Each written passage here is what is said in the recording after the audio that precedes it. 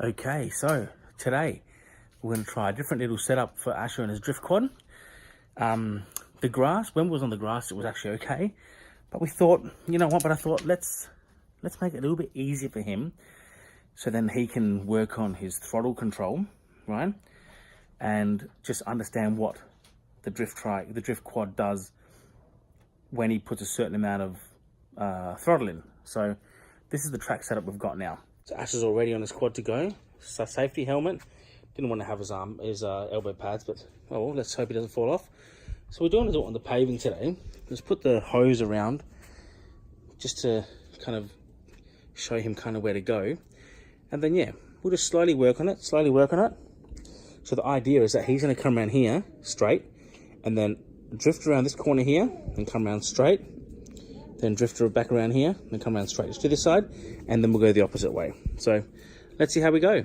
Okay, change of plans. The previous track it was too small. He just couldn't get, you know, like obviously beginning, couldn't really understand that you need a bit of throttle to kind of kick the back end out. So we'll make it a bit bigger, and we'll make it a bit bigger. See, it always has to make noise when I'm recording.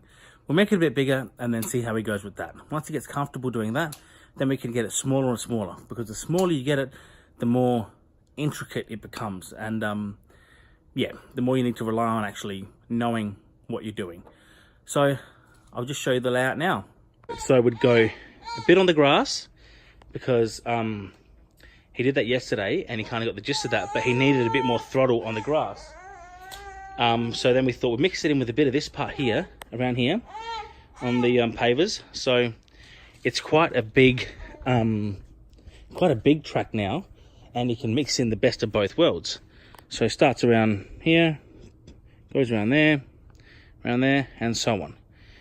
Ash, are you ready? Yes. Okay, let's do it.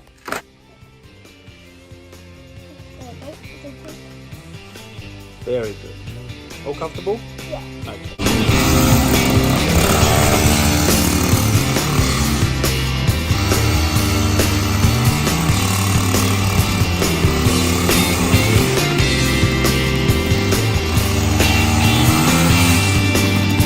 That's exactly.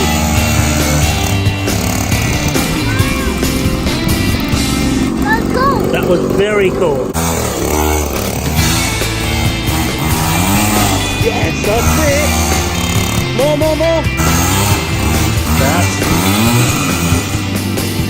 That's it.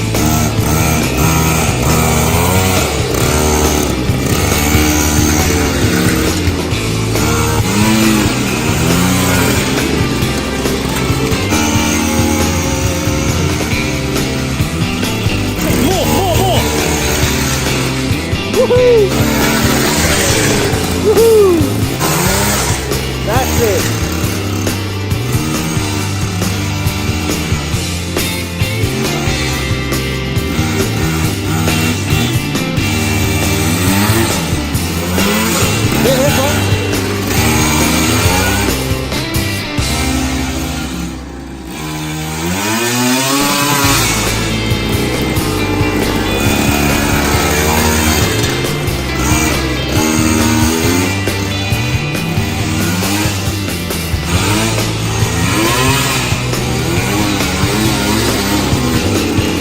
Stop.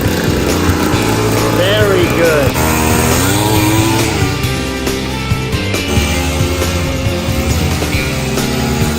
Stop. That was awesome. Uh-oh. That's okay. That was petrol. Asha, Yeah.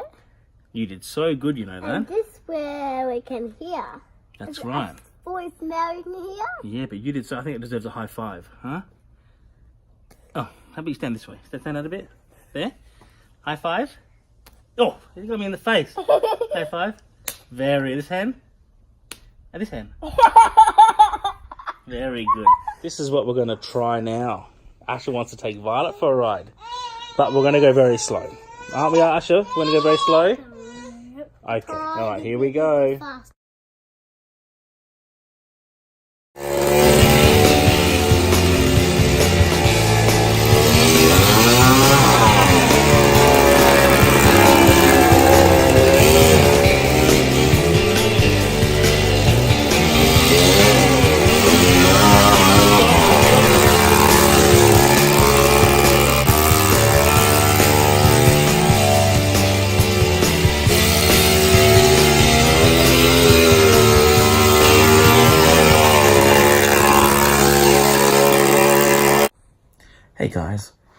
didn't post a video talking about Ash's drift quad run. I didn't realise the time and had to kind of shoot off and go to work. But watching all the videos and reflecting on what actually happened, the second time we went out, I don't know if you noticed, but the exhaust had rattled loose, because I actually had quite a bit of trouble starting it the second time round and had to tweak a few things on the carby. Now, in turn, that made I had to increase the RPM, and that in itself made the idling speed a lot higher. So when Ash was going around in circles, he was going at a higher speed normally before he could even initiate a drift. So that in itself kind of opened another can of worms, because the previous time he was going slower, he could get those wheels spinning earlier and then control the drift, whereas now he was going a lot faster and then had to put more throttle on, so that kind of freaked him out. So what's not included in the video is that there were actually quite a few times that he spun out on the second time.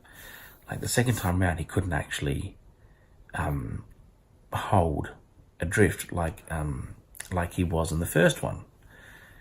But it's okay. Like that's my fault. I should have immediately seen that sort of problem. But I think for me, I was more focused on Ash's drifting style and technique, etc. But positives to take out of it. Look, for a 4-year-old boy, I think he's done pretty damn well. To be able to understand counter steering and the feel of what it's like to drift, it's really hard to teach people that, and it's really hard for people to get it. I know people might say, why teach him on a quad? Because quads are dangerous. And I 100% agree with you. I personally don't like quads. But it was the only thing that I had at the time where it was rear-wheel drive. I could put some PVC pipes on it and he could at least have some fun. But it's mainly just also for him to understand the feeling of something that goes sideways, because it kind of can be a bit of a weird feeling. And it's also for him to understand the concept of counter steering and throttle control through hearing. I know people, because obviously, throttle control in your hand compared to your foot is different. But if you can hear the sounds that the engine's making, the higher notes, etc., then that kind of all ties in itself. So I'm trying to teach him that sort of angle of things, to hear and feel what the vehicle is doing. And then from there, he can be like, right, this engine note and engine sound, if the wheels are spinning, this will happen, so then I have to do this. Now, you can't really teach that stuff. That's just bums on seat type practical aspect of things. Now, what I'm going to be building,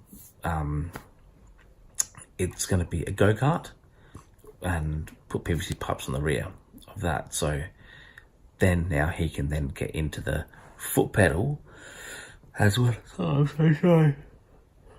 As well as the steering wheel, and see how he goes with that.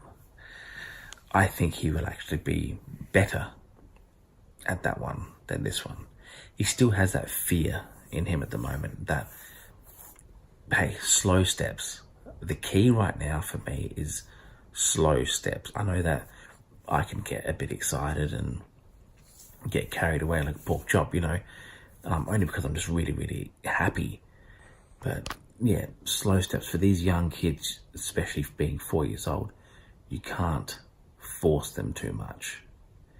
I started teaching him at 2.5, and in a previous drift, Asher Drift Series episode, that pink drift tricycle that he was using, that we've had for a while. I started him at 2.5 years old.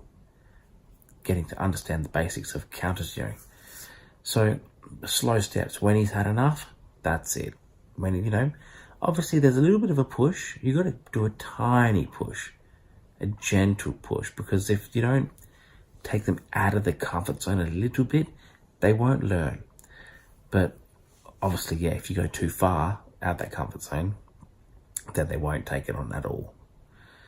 But yeah, so let's see. We'll try again tomorrow and see how it all goes. Anyway, off to bed now. Good night.